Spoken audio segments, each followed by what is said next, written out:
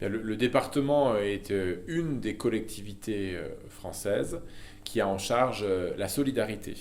La solidarité en direction des personnes âgées, en direction des personnes handicapées, en direction des personnes vivant avec le minimum social, c'est-à-dire le revenu de solidarité active, le RSA. C'est aussi la collectivité qui a en charge les collèges, donc l'éducation, la protection de l'enfance, la mise à l'abri des enfants en danger dans leur famille, ou des enfants qui viennent de pays étrangers sans leur famille. C'est aussi la collectivité en charge de la solidarité avec les territoires, c'est-à-dire que nous veillons notamment à ce que les territoires ruraux, les plus éloignés des grandes villes, bénéficient de services et d'investissements qui leur permettent de vivre et de se développer. Est-ce que vous avez une idée, sans être près bien sûr, à peu près de budget annuel pour votre département?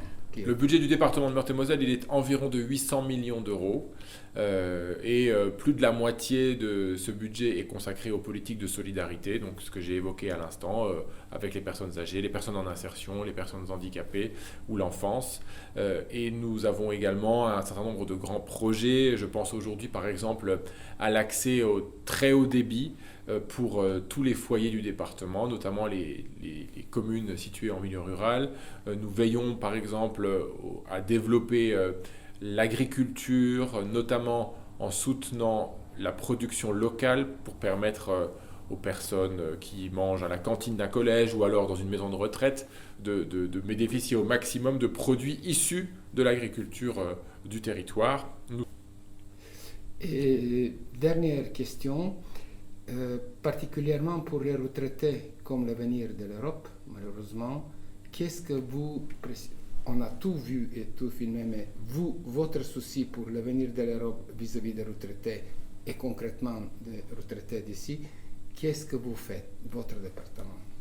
Notre préoccupation principale, c'est de favoriser le maintien à domicile, c'est-à-dire de permettre aux personnes de vieillir le plus longtemps possible chez elles en étant aidées pour rester autonomes le plus longtemps possible. Aider humainement par des personnes qui les accompagnent dans la toilette, le ménage, la préparation des repas, mais aider aussi grâce aux nouvelles technologies. Nous travaillons sur la silver economy, c'est-à-dire l'économie du troisième âge, du quatrième âge.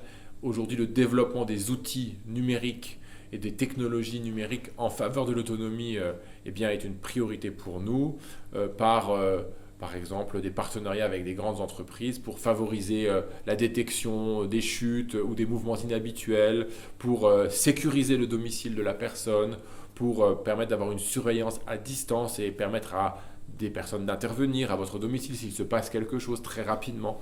Tous ces outils combinés à ce que nous appelons en France l'allocation personnalisée d'autonomie, l'APA, c'est-à-dire une aide financière qui vous est versée selon votre degré de dépendance pour vous permettre, encore une fois, soit de vivre le plus longtemps possible chez vous, soit si vous êtes en maison de retraite, si vous êtes donc en établissement collectif, d'être accompagné pour diminuer le coût mensuel de la tarification.